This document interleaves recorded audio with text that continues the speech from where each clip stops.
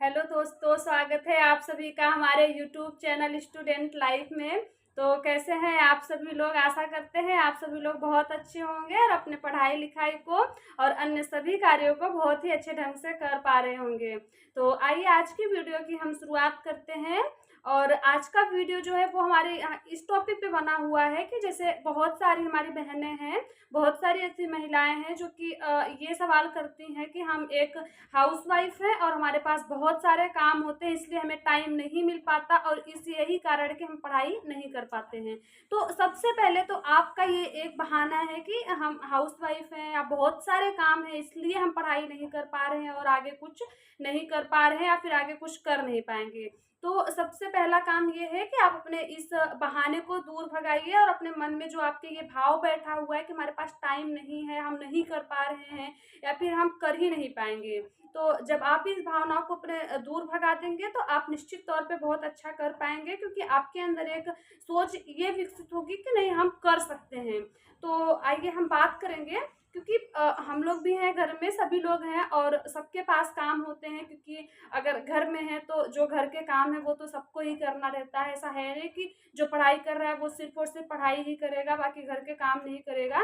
तो आप जो है अपने दिन के शेड्यूल को कुछ इस प्रकार से सेट करिए कि आपका जो काम है और आपको पता है कि ये काम हमें करना है, तो आप कोशिश करिए कि वो काम को आप जल्दी से जल्दी खत्म कर सकें। और आप काम को खत्म करते ही आने के बाद प्रॉपर अपने पढ़ाई पे लग जाइए। बहुत लोग क्या करते हैं कि जो भी उनके पास टाइम है वो काम किए, काम करके आने के बाद वो फ़ोन उठाएँगे तो वो फ़ोन को चलाएँगे, इंस्टा देखेंगे, फिर बहुत सारी चीज़ें हैं जो कि वो फ़ोन में देखेंगे। तो आप सबसे पहले अपनी इस आदत को सुधारिए कि आप काम से आने के बाद जो भी आपके पास टाइम बच रहा है आप उसको पढ़ाई को दीजिए, ना कि किसी अन्य चीज़ को कि ये देखना है, वो देखना है। तो आप अगर ऐसा करेंगे तो निश्चित ही आपके पास समय जो है वो बचता जाएगा और आप अपने पढ़ाई को भी कर पाएँगे।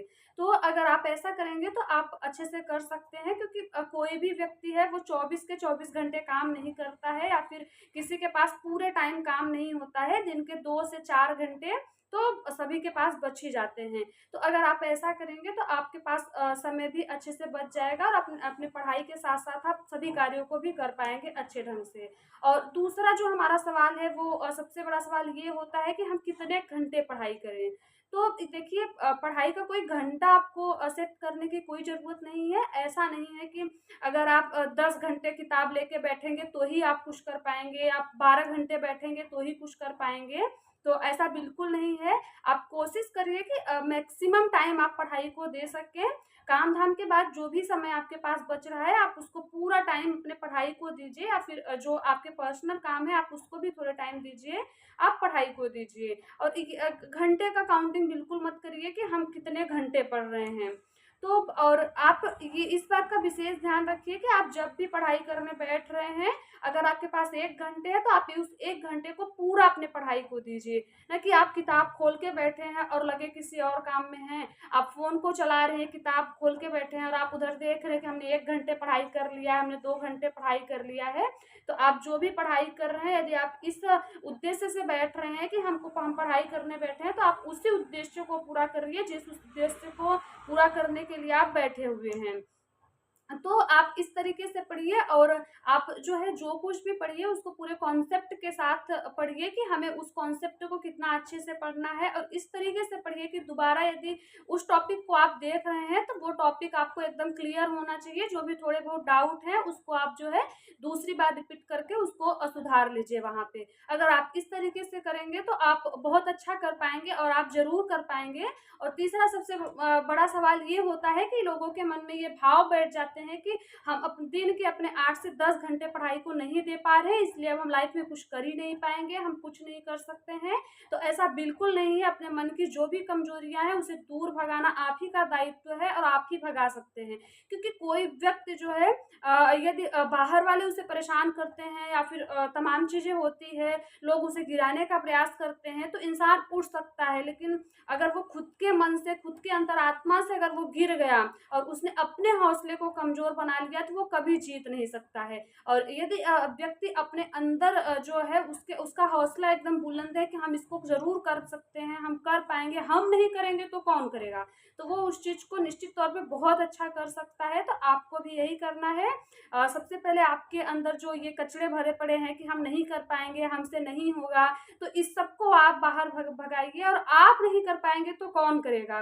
क्योंकि दुनिया में जो भी लोग जिस पद पे जा रहे हैं या फिर जो भी अच्छी चीज़ें हो रही हैं, वो भी हम ही में से एक है, वही कर रहे हैं।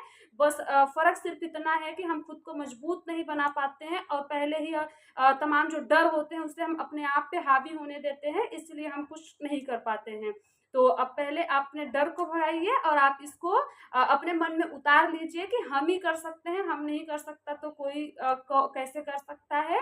बाकी ठीक है, जो भी होगा वो तो देखा जाएगा। अगर पहले से ही हम डर जाते हैं या फिर हम उस जगह चढ़ने का प्रयत्न ही नहीं करते हैं तो वहाँ हम पहुँचेंगे कैसे? ठीक है, अगर नहीं कर पाएँगे तो क्या ही होगा, बहुत सारे अनुभव हैं जो हमें प्राप्त होगा और जो हमें अपने जीवन को जीने में भी बहुत सहायता देने वाला है आगे। तो पढ़ाई-लिखाई बहुत ही अच्छी चीज़ है, अगर आप उसको करेंगे तो जो है आपका व्यक्तित्व सुधरेगा, बहुत अच्छा होगा। तो आशा करेंगे कि आपको आज की वीडियो बहुत ज़्यादा हेल्पफुल हुई होगी आपके लिए। अगर आपको वीडियो अच्छी लगती है और जो भी चीज़ें मैं आपके साथ शेयर करती हूँ वो आपको पसंद आती है तो आप मेरे चैनल को सब्सक्राइब करें, वीडियो को लाइक करें एंड शेयर करिए। तो चलिए आज की वीडियो को हम यहीं पे समाप्त करते हैं और आपसे फिर से जुड़ेंगे हम नेक्स्ट वीडियो में। तब तक के लिए आप लोग अपना ख्याल रखिएगा। धन्यवाद।